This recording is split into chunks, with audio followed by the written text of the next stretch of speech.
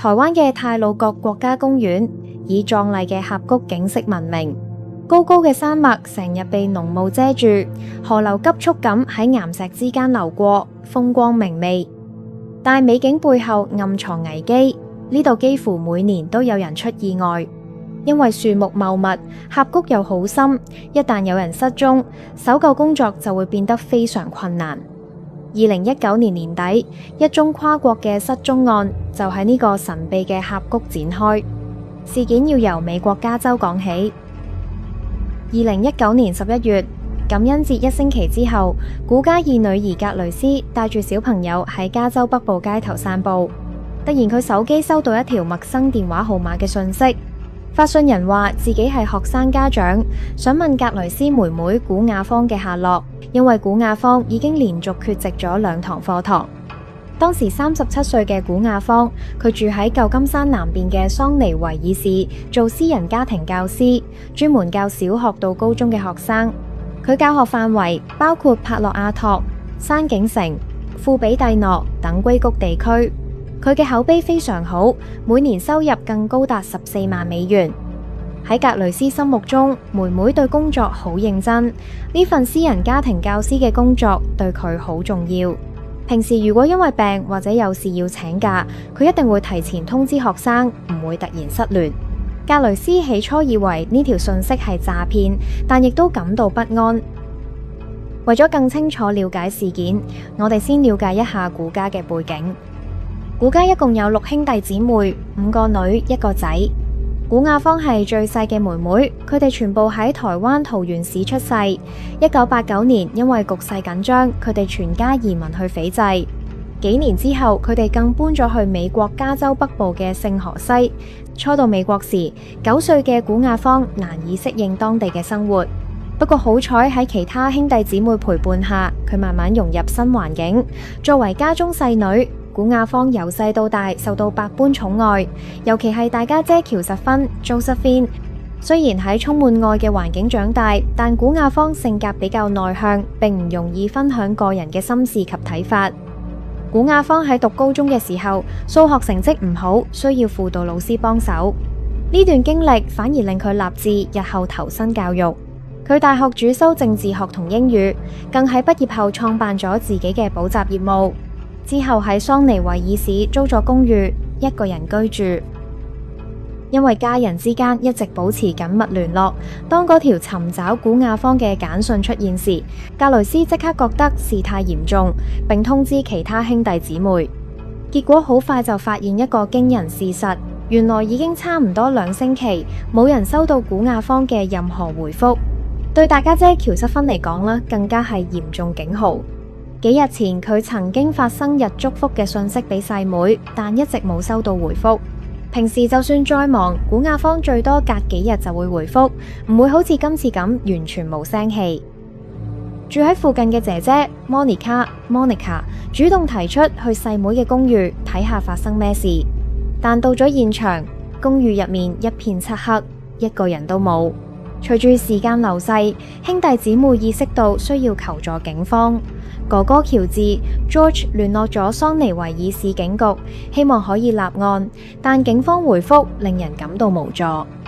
接待警員話，成年人有權同外界斷絕聯絡，亦有權唔向任何人透露自己嘅去向。經過反覆請求，警方最終派人去公寓作例行嘅調查。但調查結果更加令人震驚。根據資料顯示，古雅芳早喺半年前就搬出公寓，但並冇同任何屋企人講，同佢平時嘅作風有好大出入。喺毫無線索下，屋企人開始喺桑尼維爾市周邊張貼印有古雅芳照片嘅尋人啟事。咁究竟古雅芳去咗邊呢？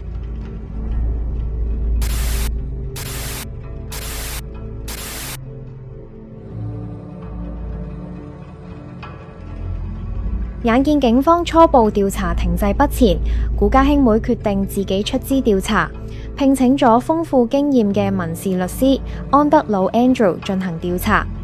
安德魯第一步就係利用法律手段向法院申請處理古雅芳嘅財務同法律事務。有咗呢項權利，佢就可以合法獲取好多私人檔案，唔使經過警方漫長嘅審批程序。同一時間，哥哥喬治憑住敏銳直覺，佢嘗試聯絡當地嘅天然氣同電力公司，查詢有冇綁定妹妹社會安全號碼嘅賬戶。可惜電力公司基於私隱，只能提供咗新地址、門牌號碼嘅前4個數字1725。喬治打開地圖軟件搜尋，第一個結果係山景城賴特大道1725號，距離妹妹舊公寓大約有15分鐘車程。安德魯即刻開車趕到目的地，而嗰度係個公寓區。入到公寓區嘅停車場，見到一輛紅色本田思域，同古亞方所揸嘅車係屬於同款型號。奇怪嘅係，車身積滿灰塵，車窗內後座仲放住好多教學用嘅輔導書，顯示已經停放咗好耐。安德魯搜尋到對應公寓，上前敲門，但冇人應門。大門貼住一張舊紙條，上面寫住歡迎返屋企，古亞方，我愛你。顯然古亞方已經有一個同居嘅伴侶。安德魯同喬治開始逐家逐戶去問古亞方嘅下落，得到一個震驚嘅消息。鄰居話呢度嘅住戶係一對夫妻，幾星期前仲一齊去咗台灣旅行。屋企人非常震驚，一直以為古亞方係單身，原來佢已經結咗婚。大家姐喬瑟芬諗翻起2年前同細妹午餐嘅事件。當時佢無意中見到古亞方手上戴住一隻閃靈靈嘅戒指，隨口問係咪真嘅鑽石嚟。古亞方即刻否認，仲刻意收埋起隻戒指。之後大家姐再冇見過嗰隻戒指，而家諗翻起，好可能係結婚戒指。至於點解要向屋企人隱瞞婚事，佢哋推測可能因為同嗰位男子嘅背景有關，而古亞方只係想忠於自己嘅愛情。喺鄰居幫助下，家人得知細妹丈夫叫哈羅德 Harold， 佢喺德國出世，喺加拿大長大，曾經就讀過加拿大軍事學院。之後佢考入史丹佛大學，並且完成咗工程學博士學位。哈羅德嘅事業非常出色，佢從事材料科學同太陽能研究，擁有超過60項專利，而且佢仲係硅谷一間知名能源公司嘅高層主管。但哈羅德比古亞方大整整23歲。哈羅德之前有過2段婚姻，第一段係離婚收場，第二任妻子梅麗莎 Melissa 喺2017年6月去世，年僅56歲。官方死因係睡眠呼吸暫停引起嘅併發症。奇怪嘅係呢個死因對一個50幾歲女性嚟講極為罕見。哈羅德喺史丹佛大學一個雕塑展上認識古亞方，而相遇時間正好係2017年6月，當時啱啱就係哈羅德前妻去世嘅同一個月。古亞方同哈羅德只交往咗4個月，就低調結咗婚。結婚之後，哈羅德仲出錢幫古亞方開發咗一款輔導課軟件。表面上睇嚟，哈羅德好似一個好好嘅丈夫，全力去支持妻子實現夢想。為咗古亞方神秘嘅丈夫，安德魯去咗哈羅德名下一處出租物業。當時租住嗰度嘅係布利吉特夫婦。面對突然上門打聽失蹤人口嘅調查員，布利吉特顯得非常震驚。佢聽到失蹤嘅女人竟然係房東新婚妻子嘅時候，突然感到非常不安，因為房東嘅前妻梅麗莎就係喺呢棟物業入面去世。好多梅麗莎生前嘅朋友都表示，佢突然死亡，加上現任妻子又離奇失蹤，呢種詭異巧合令人覺得事不尋常。2019年12月18日，安德魯再次嚟到古亞方居住嘅公寓樓下，佢正好撞見一名身材微胖嘅年長男人，啱啱喺度搬嘢上車。經過核實，確認對方就係哈羅德。安德魯直接表明身份同來意，話自己正調查一宗失蹤案。喺呢次只維持咗5分鐘嘅交談入面，哈羅德表現得異常平靜。佢聲稱古亞方仲喺台灣，本來打算12月7日返嚟美國，但之後古亞方話想再留喺當地一段時間。哈羅德仲肯定咁表示，佢睇到古亞方信用卡有消費記錄，所以佢一定仍然安全。雖然哈羅德口頭上答應配合調查，但喺呢次短暫會面後唔夠24小時，佢就火速聘請咗一名刑事辯護律師。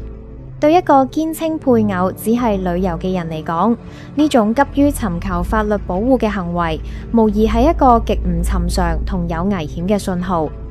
之後，哈羅德透過律師發出一份書面聲明，詳細描述咗嗰次台灣旅行。佢話兩人喺2019年11月29日中午去咗太魯閣國家公園觀光，僱用咗一名司機遊覽瀑布同峽谷大約6個小時。到咗傍晚6點，司機將古亞方送到花蓮火車站。哈羅德聲稱嗰一刻就係佢最後一次見到古亞方。哈羅德表示，古亞方打算搭火車去桃園探當地居住嘅父母。哈羅德仲提供咗一封據稱係妻子後來寄俾佢嘅電郵，內容大概係：我已經安全到達，請將我嘅航班推遲1星期。見到呢封電郵之後，古家一家人心入面仲抱住一絲幻想，覺得古亞方可能只係因為壓力太大，暫時唔想見父母住。佢哋喺群組裏不斷發送鼓勵嘅說話，想話俾細妹聽，無論發生咗咩事，家人都會陪住佢，只要返嚟就好。父母亦喺群組入面，但為咗唔令老人家擔心，盡量冇將最可怕嘅推測話俾父母知。然而好快，所有希望亦都失去咗。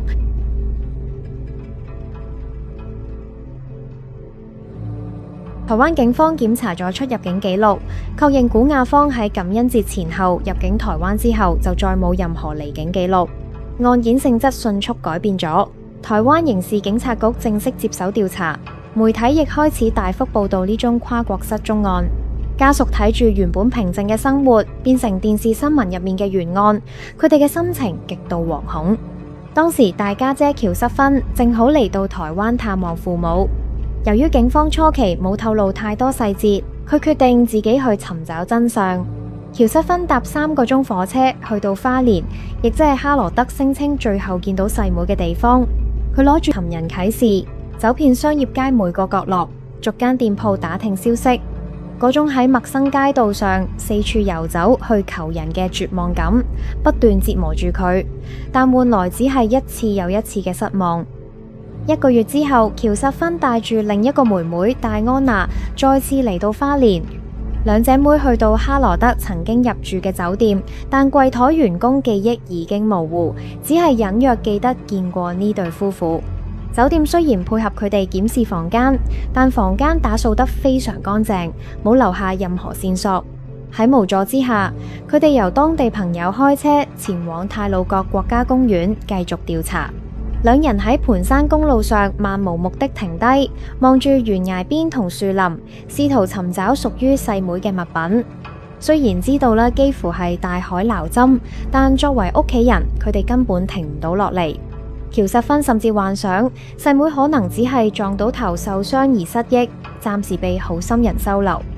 同一時間，台灣刑事局李警官展開咗調查，並透過調查嘅科技鎖定咗幾個重要線索。警方首先確認，2019年11月29日朝頭早11點，古亞方仲喺酒店，因為佢拍咗一張附有時點節點嘅自拍照片。到咗中午12點左右 ，CCTV 拍攝到一架白色嘅出租車駛入太魯閣，型號同哈羅德所租嘅車記錄完全吻合。不過由於車窗鐵膜顏色太深，鏡頭無法分辨車內究竟坐咗咩人。之後手機信號顯示，兩部手機曾經喺深山一間偏僻咖啡館附近停留咗幾個鐘頭，直到傍晚6點。CCTV 再次拍到嗰架白色出租車離開咗國家公園。呢一啲連串記錄為警方驗證哈羅德供詞提供咗至關重要嘅依據。警方查過花蓮火車站時間表，發現哈羅德聲稱嘅時間段根本冇火車開往桃園。經過火車站周邊嘅 CCTV， 亦完全冇見到嗰架白色嘅出租車。警方擴大車牌辨識範圍，喺一個分叉路口搜尋到車輛軌跡，一條路去火車站，另一條去酒店。系統顯示汽車根本冇去到火車站，而係直接返酒店。手機信號嘅定位亦證實當晚冇任何信號出現喺火車站附近，兩部手機最終都停留喺酒店。警方隨後對哈羅德退還嘅白色租車進行全面勘驗，但車內冇發現任何血跡。雖然缺乏血跡，但證據鏈已經拼湊出一個可怕事實：哈羅德極可能喺太魯閣嘅深山入面製造咗呢一宗兇案，然後帶住古亞方嘅手機獨自返到酒店，營造出古亞方仍然在生嘅假象。搜救隊隨後喺咖啡館附近懸崖區域展開大規模搜尋，但懸崖如同一隻兇猛嘅大怪獸，吞噬咗所有證據同痕跡。太魯閣懸崖極其陡峭，水流湍急，氣候變化劇烈，要喺嗰度搜索到死者嘅遺體，幾乎係冇可能。喬瑟芬亦都明白，因為當地新聞經常報道有人失足墜崖之後就永遠消失。隨住調查結果逐漸明朗，警方相信所謂送去火車站嘅說法，完全係哈羅德精心編造嘅一個大話。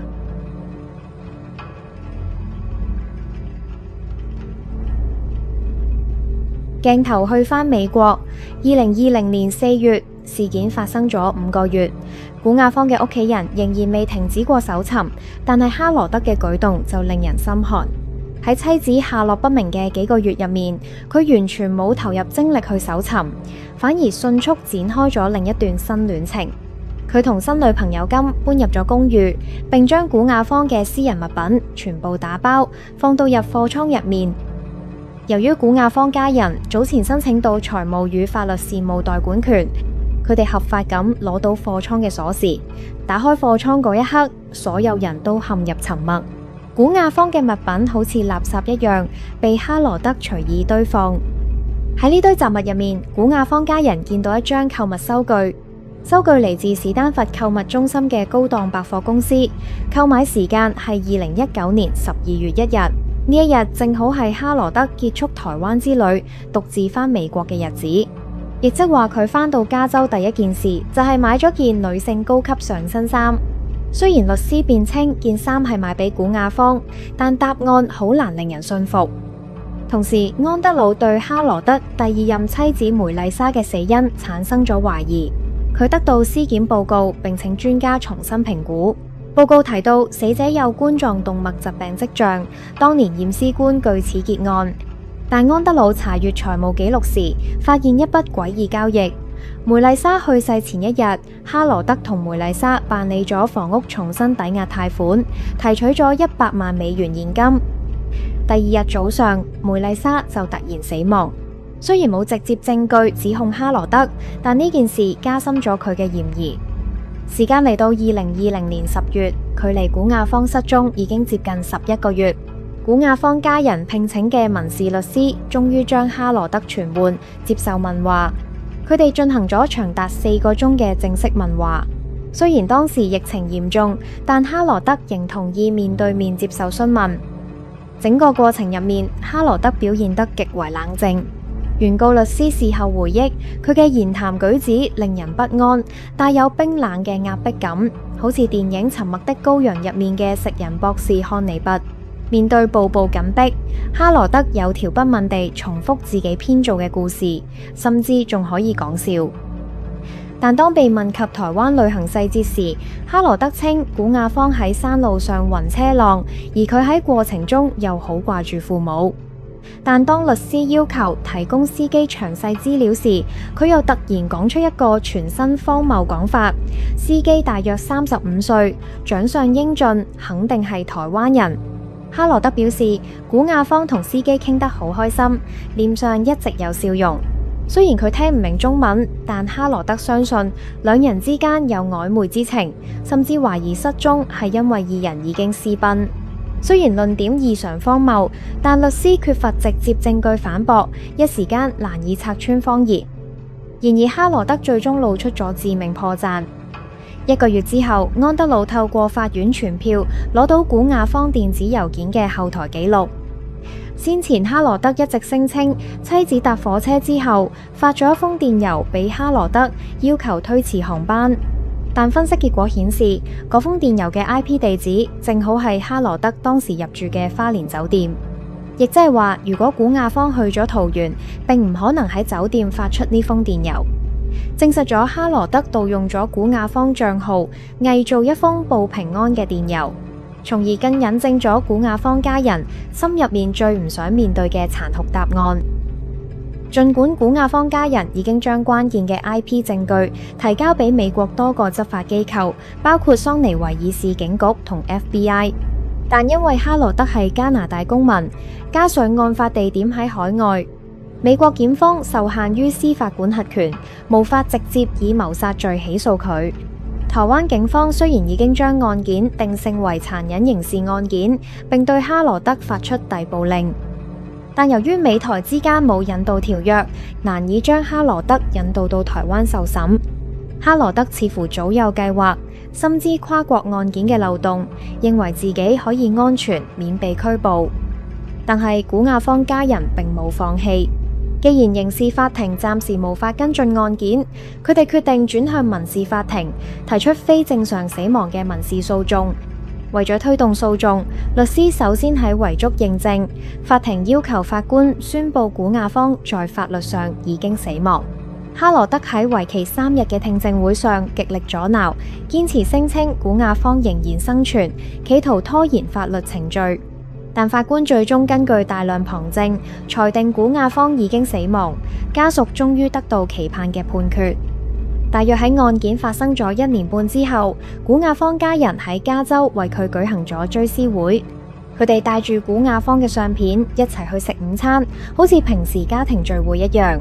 但同時佢哋默默發誓，一定要令真兇付出代價。喺準備民事審判過程入面，律師托德發現咗哈羅德另一個巨大嘅謊言。安德魯早前調查到，哈羅德喺2019年12月初返美國返工嘅時候，手臂帶住固定保護工具。佢對同事解釋，係去墨西哥參加姐姐婚禮嘅時候，喺酒吧同人爭執，所以整斷咗手腕。托德針對呢個疑點，喺第2次質詢時猛烈追問。哈羅德承認自己對同事講大話，理由係覺得受傷嘅真正原因太丟架。佢聲稱去台灣之前喺加州嘅公寓因為發脾氣，用力拍打書架導致骨折，但已經唔記得點解當時要發脾氣。托德順住呢條線索，透過哈羅德提供嘅醫生資訊提取醫療記錄。結果，一份嚟自山景城艾爾卡米諾醫院嘅急症記錄，徹底揭開咗佢個大話。記錄顯示，佢係喺2019年12月初由台灣返去美國之後，直接去咗急症室治療。醫生檢查後，並且進行 X 光檢查，結果顯示嗰個傷口係啱啱受傷所致㗎，令律師確信骨折正係哈羅德喺太魯閣對古亞方施暴時留下鐵一般嘅證據。冇幾耐，曾經租住哈羅德物業嘅住客布利吉特因財務糾紛去同哈羅德見面。哈羅德突然心虛，喺同對方交談嘅時候情緒失控，竟主動提到自己正喺度經歷緊難以想象嘅事件，仲警告布利吉特，如果將事件講出去，對方都會被牽連調查。布利吉特表面扮唔明白，但心裏非常清楚呢個男人嘅真面目可能好快就會揭開。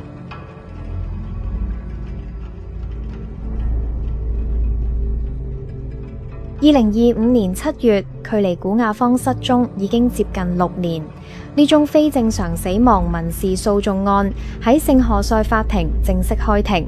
為咗面對呢個摧毀家庭嘅男人，古亞方家人做足準備。年邁嘅父親專程由台灣飛到加州，佢喺證人席上淚流滿面，講述失去細女嘅痛苦。呢場審判已經唔單止係要索賠，更係要讓公眾睇清兇手真面目。原告律師托德喺開場陳詞時，如同刑事檢察官一樣，向陪審團列舉核心證據。佢指出，哈羅德喺古亞方失蹤之後，從未真正尋找過佢嘅下落。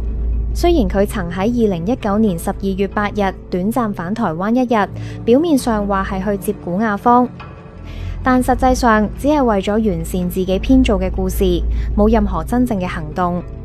庭審入面，托德透過線上直播邀請台灣刑事局李警官作證。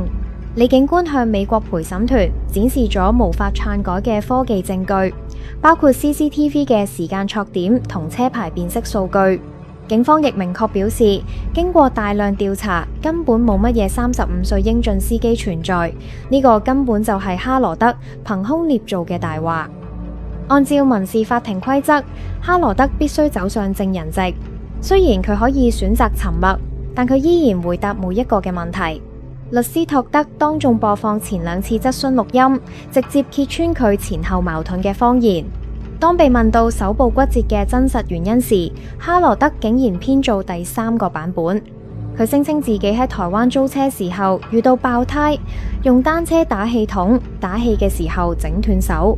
當律師質問佢點解說法完全唔一樣時，佢竟解釋自己曾經短暫失憶。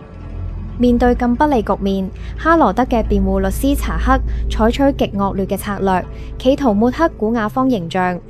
佢聲稱古亞方私下從事非法色情交易，哈羅德甚至改口話自己早喺2013年透過網路廣告認識古亞方，並曾經幫襯過佢。辯方試圖引導陪審團相信古亞方失蹤係因為得罪咗跨國犯罪組織。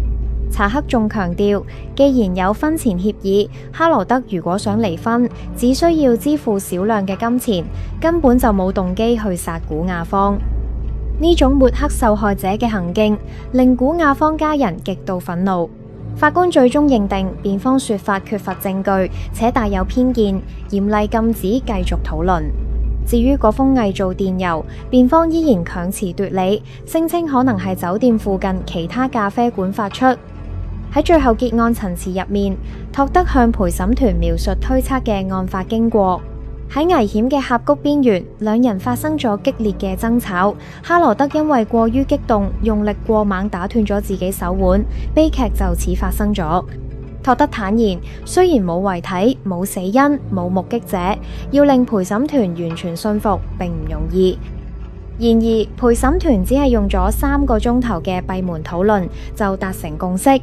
法庭宣布裁決，陪審團認定哈羅德對案件負有全部責任，判決佢必須支付2360萬美元巨額嘅賠償。對古亞方家人而言，呢筆天文數字嘅賠償並唔係最重要。佢哋堅持打官司，只係希望透過審判將真相公諸於世，讓全世界知道呢個表面成功嘅精英人士，私底下係個禽獸不如嘅人渣。2025年9月，民事審判結束咗唔夠2個月，加州聖克拉拉縣地方檢察官辦公室採取行動，以偽證罪正式逮捕哈羅德。檢方指控哈羅德喺質詢同庭審期間，多次就手部受傷原因、偽造電郵、虛構送古亞方去火車站等關鍵事實嘅大話。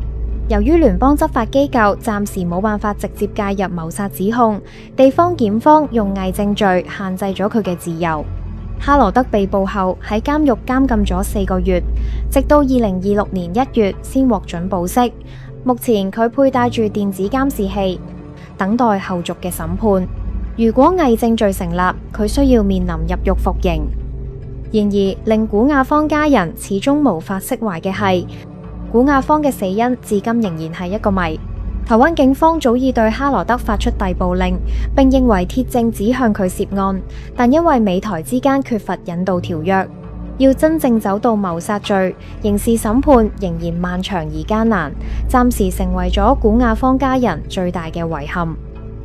如果鍾意今集節目，不妨俾個 like、分享出去同訂閱我哋 channel， 撳埋個鐘仔，一有最新嘅節目就可以立即通知你。我係 Emily，我哋下集日常不尋常再見，拜拜。